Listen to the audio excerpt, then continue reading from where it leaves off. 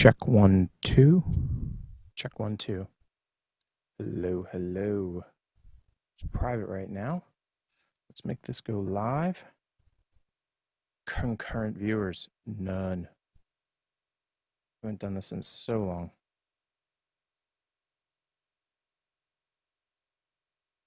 Let's make this public.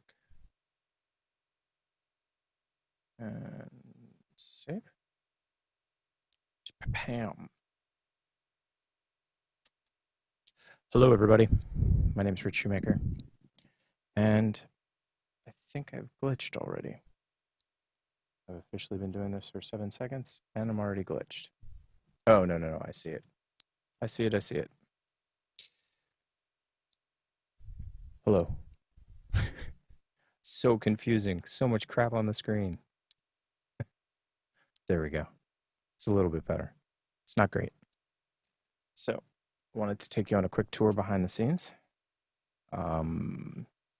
Actually, I can wait a little bit. Getting a slight delay because I'm sending it through Ableton Live, as you can see on the top. So I'm going to go over the quick setup. The audio is going from my Shure SM57 right here. Goes into a UMC 404 over there. That then goes into the computer. Once it's digitized inside the computer, it goes into Ableton. I've got a couple of plugins, some basic ones, nothing special. And then from Ableton, it comes via VB cables across to vMix, and then I do a final compression and out to the internet. As you can see, I have two different cameras going on. First camera is the GoPro, shooting at my iPad. That's running Sienna. It's an NDI plugin that allows me to see all my NDI stuff. The main reason that it's set up like this is because I lose my audio in my headphones as soon as I do that. So that's why I've started this off to make sure that the audio is coming through and to go from there. Cool. That's why I've started this off to make sure that the audio is coming through. And there was my audio test. I could hear it. Woo! So I always say so a lot. GoPro with a iPad in front of it. That's an iPad mini. And then the GoPro goes into a mirror box. And I think I'm using 1080p 30, not 60, which the box is supposed to be able to do. Well, we'll see. Let me switch over to my other main camera. This right here is a Raspberry Pi. It's the newest HQ camera. And as you can see on the note, I'm using a 3.5 to 8mm lens, which with the crop factor becomes a 19.25 to 44. And I'm just reading it off the screen because I did the math earlier. I'm going to show you a quick behind the scenes with my NDI camera. So once I turn my NDI camera on, I can cut across. Oh, I don't want that audio. Doubling up on the audio. Of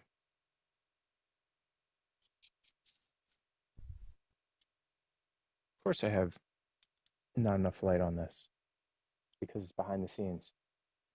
This is the behind the scenes camera. And what I'm showing you right now is the Raspberry Pi. There's the ribbon cable that comes across. And what I've done is I've actually used a tripod arm, friction arm, that's it. And that's a simple camera holder, something that you use for on a selfie cam. And that's holding the Pi. And it's coming across to my monopod. Man, I'm forgetting words. And let me show you the computer real quick. That's vMix. And here's Ableton Live. This is where my audio is coming in. I've got two different plugins on it right now. Multi-band gate. And then a simple EQ. That's it. Comes across to vMix. And inside vMix, coming in VB cables, and I have the L2 plugin on it. And that's how I'm getting my major compression and then getting a consistent sound out to you guys. So let's switch back. It's hard to hold the camera and talk at the same time. Ooh, you know what I could do? Let me be fancy. Wrong one. Wrong one too. There we go. So now I'm fancy. Now I've got my picture inside picture. Just put it on that side. There you go. I have my picture inside picture. And that right there, like I said, is the Raspberry Pi HQ camera setup. That lens is a 3.5 to 8, reasonably inexpensive. And what's cool about it is these right here. These allow you to lock the focus, and that becomes very important. And we'll get into that in a second. Off screen. And we're back. Let me get the behind the scenes cameras gone. And 4. There we go. Now, my audio is going to drop out as soon as I stop this because I'm actually monitoring from the NDI just to make sure it's working. That's what these earbuds are. So as soon as I change this iPad, no more audio for me. Right here is the main software I use almost all the time. And let me flip around my displays real quick.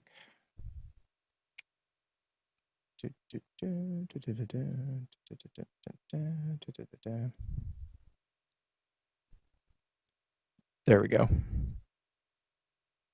Hey, where did my text go? There we go. Wrong text. Wrong way, Johnson. There we go. Tells you all about the audio. Mirrorbox is this main camera that you're seeing here with the iPad. And that's the GoPro 3 with the Mirrorbox. Now, inside that, I have my Raspberry Pi streaming camera, and it's only doing 10 frames a second. That's why I've left on top of the screen exactly what's going on. And this is the control software for the actual insert that you're seeing. So there's the screen inside a screen. That is the same screen. Now, what's excellent about this is this. When I was trying to pull focus, which is always interesting when you're pulling focus with a security camera lens, which is what this is, I had the ability to do this pinch and zoom feature, which made my focusing super quick.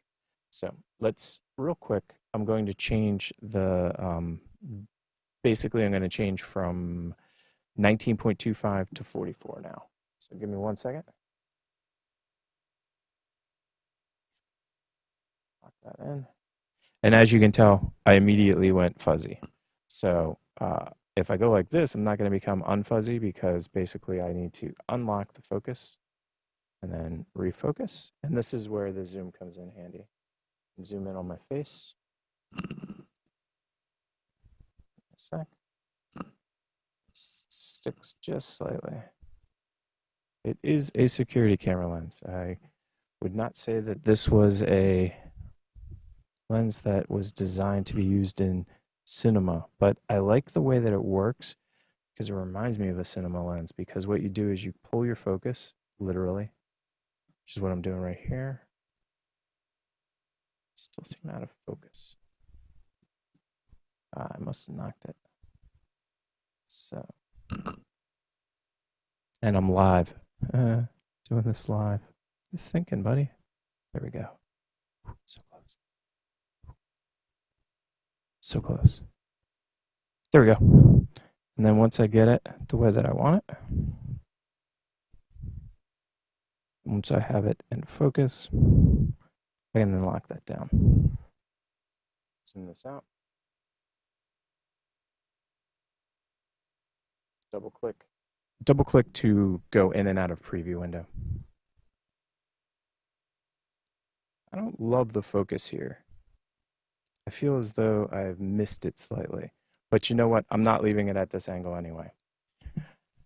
This is a little too tight for me, although I really appreciate the versatility of this lens, all things considered. It's a very inexpensive lens, probably cost me about 20 bucks. This is not one of the Raspberry Pi Foundation lenses. It's not an Arducam lens. This is straight off eBay. Actually, no, got it on Amazon. Straight off Amazon. I happen to find what I would say are the common parameters for the CCTV lenses, which is 3.5 millimeters to 8, which is a perfect range for this camera. I couldn't ask for a better range, 20 millimeters approximately to 45 millimeters approximately. That's perfect. That's a great lens for me. I get most of what I need. Now, granted, like I said, this focus is off. It's driving me crazy. And that happens sometimes where you'll pull the focus and you got to go change it. And the one thing that I haven't shown you, which is something that I probably should, there we go. That makes me happier. That's a better focus pull right there. I'm actually in focus now. What a concept. In focus, ready to rock and roll. One of the things that I did not show you is the aperture ring. So aperture ring on this is pretty cool for the simple fact that it goes all the way to closed.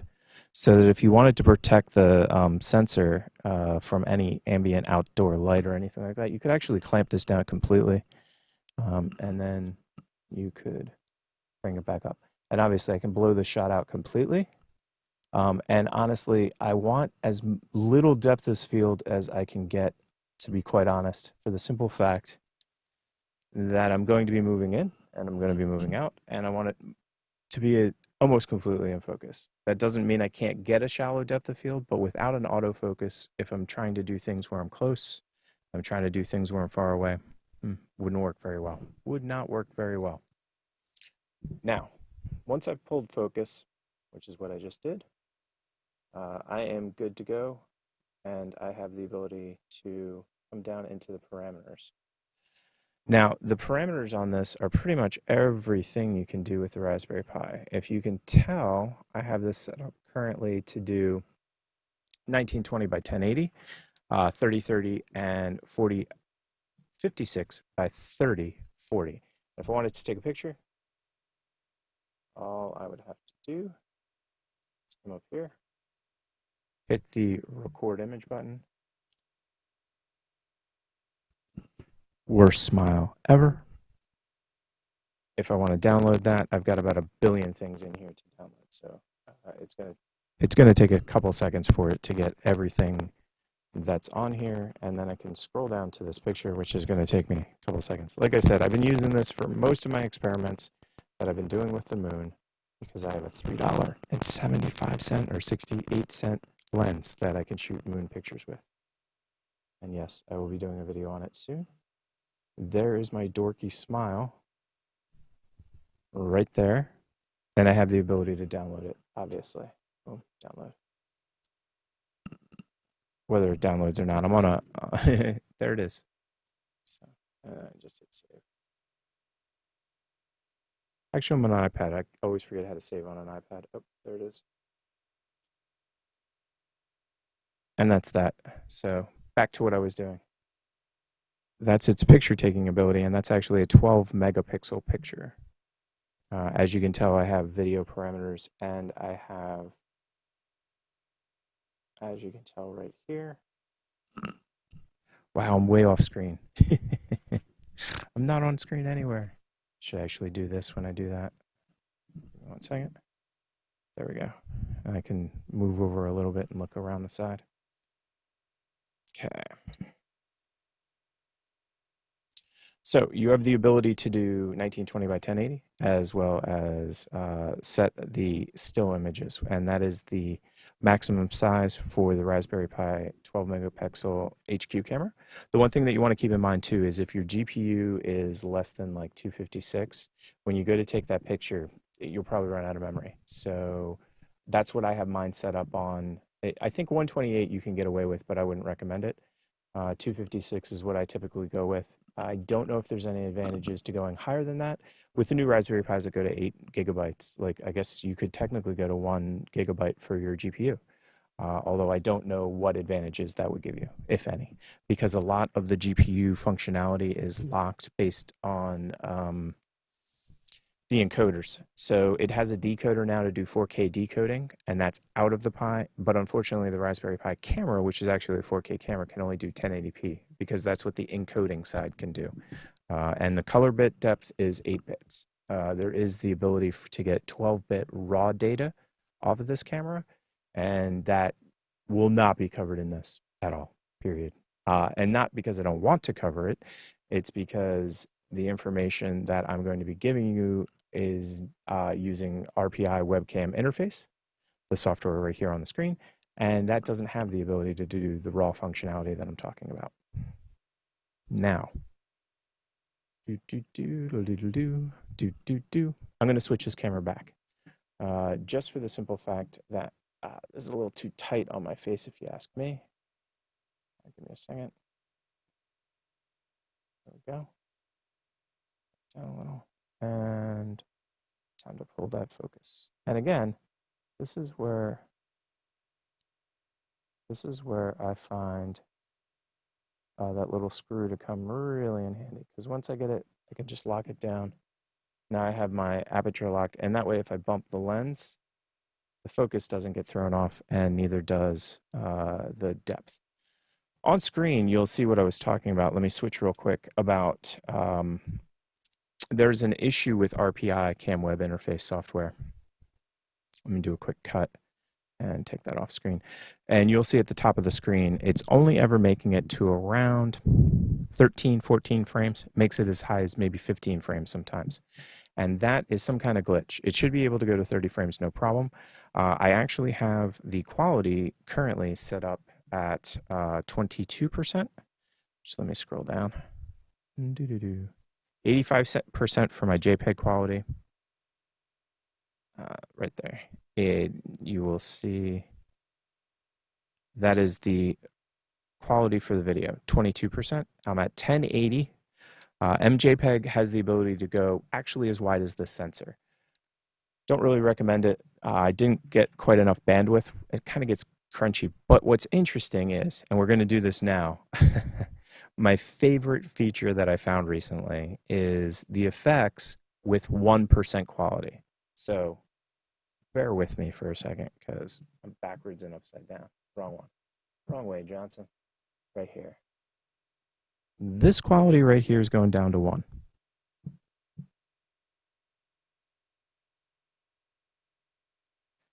There we go. I just took the quality down to 1. Yeah, crazy, ain't it? Give me 1 second. 3, 4. There we go. So I'm at a quality level 1 now. You can see it up on screen. Quality level 1. And honestly, it looks like crap. I'm not going to lie to you. This is not me telling you, hey, this is the best thing ever. The amount of bandwidth, though, that it needs to do this is minuscule at best. At 1080p, I can shudder to guess that it's almost nothing. At 100% quality, you are pushing some bits. And we'll do 100% quality in a little bit. But right now, I want to show you my favorite thing about RPI Cam Web interface, and that is the effects. So I can rotate it, obviously. I can do all kinds of things, but the thing that we're trying to do, let's get to it. I don't need to white balance, exposure, video meter. Did I go the wrong way? Oh, wrong way, Johnson. Color effect, no. Where are you? My favorite feature, and I can't even find it. I am so sad.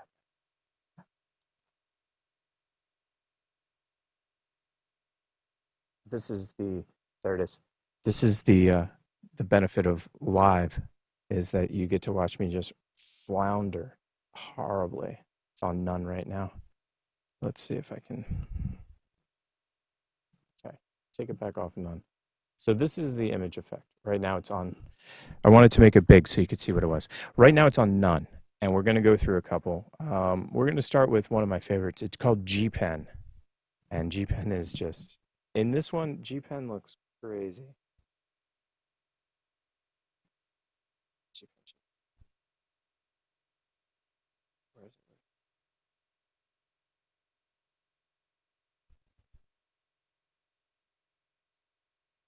there it is. Oh, wrong one. Not pastel. G-Pen. Sorry about that. Took me a couple seconds to find it. I really should get out my glasses. That would actually help me some, because that screen, a little hard for me to see. Oh, I can see it way easier now. But G-Pen's one of my favorites, and at 1%, you know what? It's an effect. So when you're doing an effect shot, it's an effect. No big deal. That's the whole point to the effect. I'm doing an effect. So this effect is one of my favorites. We did pastel by accident, and pastel, I'll be honest, is not my favorite. And you'll see why. Most of the color effects, like whitewash or any of that kind of stuff, aren't going to be that great because the quality of the overall image is bad. So, like, you get this blocky effect. And let me do a quick test. Let me get out of. Nah, we'll stay in this. I was going to show you, since this is only 10 frames per second approximately, you get a lot of motion blur. Like when you're on the GoPro, there's not a lot of motion blur, but when you're on the Raspberry Pi camera, you get a lot of motion blur. Now, because I'm at 1%, you can't tell the motion blur through the other pixelated garbage nonsense. So, oil paint. Same kind of deal with oil paint. Not that great, not my favorite. Solarize. Solarize looks cool, but again, since it's too blocky, these ones that we're doing right now will look good when we go to the 100% or when we go up to a higher percentage, like 22%. Sketch, by comparison, though, I'm happy with it. It looks crazy. Here, let me do the full screen. I gotta be careful about those glasses too. See, I love it. Something about it I just dig. And when you change the saturation and the brightness, I think it gets even cooler. So saturation and brightness. Sharpness. This is a comical one. Sharpness is comical when you have this level of, ooh, wrong buttons.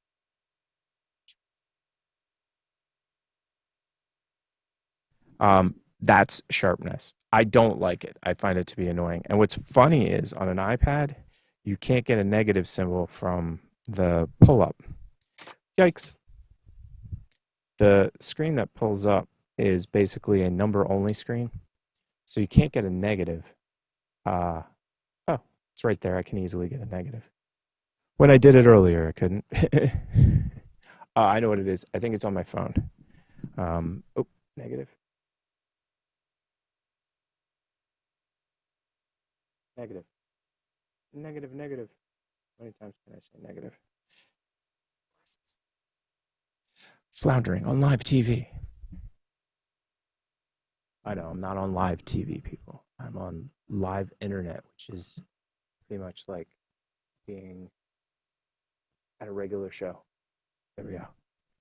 So that's negative 100, and it doesn't do a lot. I think 0 is just as good. So let's go back to 0. And I was trying to do the saturation.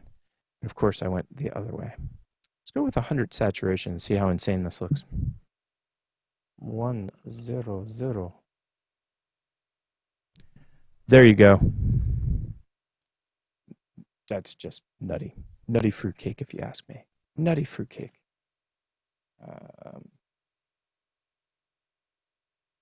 There are the controls that I've been talking about. I'm going to take this away again. Take it back to 0, which is the default for saturation, as you can see. And we're going to go to another one. We are on sketch right now. We've done solarize. Denoise is pointless. You have so much noise, but I will put it on. I'm just telling you, it makes the blocks blockier. So now we have even blockier blocks. Let's get out of there. Denoise, goodbye. We're leaving you denoise. So funny. Everything's blown up except for the little tiny thing. Emboss. Here's my favorite, or one of them. Emboss at 1% looks pretty solid. And again, if you change the contrast and you change the saturation, you can dial this effect in a little bit better as well.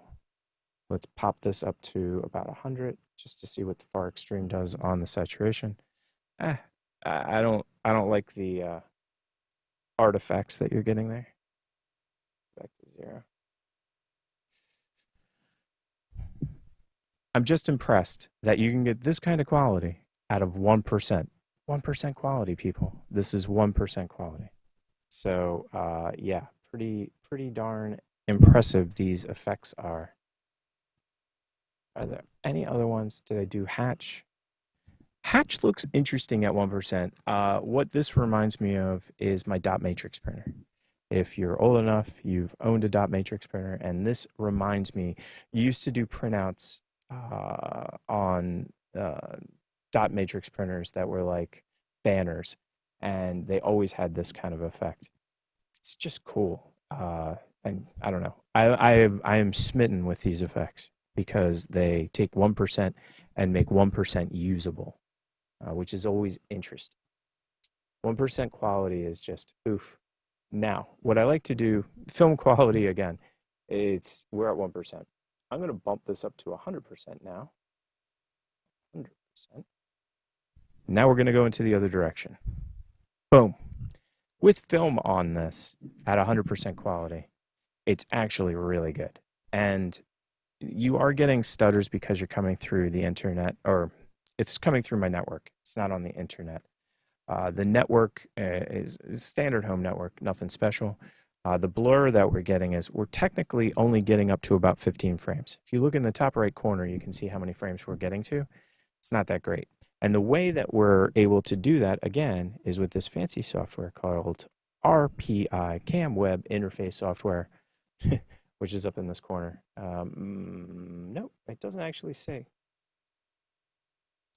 Uno momento. I just pressed the wrong button. There we go. When you have such a large image, when it's 1980, it takes up the whole little display, as you can see, which makes it more difficult. Right here is the command. Right there is the command that I use. Let me switch screens. Cut.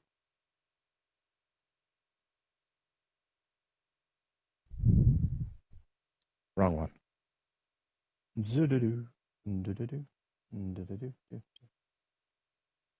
There we go. So what you're looking at right here is the command to get all of the stuff that you see up on screen right there. Everything that's on screen right there is that command right there. And that gives you the date, that gives you the time, it's giving it to you in seconds and milliseconds, and then you're getting the K, which is frames per second. That's how I know I'm only getting up to 15 frames per second. Now, I can record as well. Unfortunately, again, it's going to record at around 15 frames per second. So I have to stretch that in post, and honestly, it's only 15 frames per second. It's not horrible. It's not great, though. It's not the kind of quality you're looking for. Man, that burp was horrible. Thank heavens we're live. I would hate for me to do this in the privacy of my own home, by myself. Nobody paying attention. And I doubt anybody's even watching this anyway. I should actually check that. Nope, it's me, and me, which is fine, because this will come back. Everybody can watch it on playback. You can skip over this nonsense, although the whole thing's nonsense, so maybe you'll just skip this whole video. Now, at 100% quality, let me switch back to this camera and take off the... This is actually a really good quality camera. Like, ridiculously good quality. I've owned V1 cameras and V2 cameras. These are Raspberry Pi cameras, V1 and V2, version 1, version 2. 5 megapixel, 8 megapixel. IMX, I'm going to get the V1 is an IMX, and I forget the rest of the letters, or numbers, I mean. IMX 450, no, 357, I don't know. 547? I'm just stabbing in the dark, just guessing randomly. And then the second sensor is an 8 megapixel Sony camera. Now, the first two sensors are more of what I call a camera phone sensor. They remind me of a camera phone sensor. I have a bunch of them around here, but none within arm distance so that I can grab one and show it to you. This, by comparison, is a legit interchangeable lens, camera lens. And the sensor itself is, this one I actually know, IMX 477, not on the screen, but IMX 477. And it's a very high quality sensor. It's actually 4K. It can do HLG, which is High-log gamma, I do believe, which allows you to do multiple frame stuff. Now, all the stuff I'm talking about are what the sensor are capable of doing. That doesn't mean that the Raspberry Pi can do it. And again, the Raspberry Pi, the GPUs from like 10 years ago, they didn't even have 4K 10 years ago. It's actually, I think the GPU is even older than that, considering the fact, yeah, it's old, but it works. It works really well, actually. And you get this crisp, clean image out of the sensor. I personally think this is an amazing film class camera, uh, class, a great way to teach film to kids. You saw me have to lock down the shot. I had to dial in the aperture. Running it through software like I'm using right here, which is vMix, gives me the ability to do a wide range of other things on top of it. vMix has the ability to do scopes and monitors. And so you can take this in. Now, the way that I get it in is I'm streaming it. It's streaming across. It is possible to also put this into a live preview mode, send it out the HDMI port, and into the digitizer or the capture box. The only problem is you don't really gain much that way.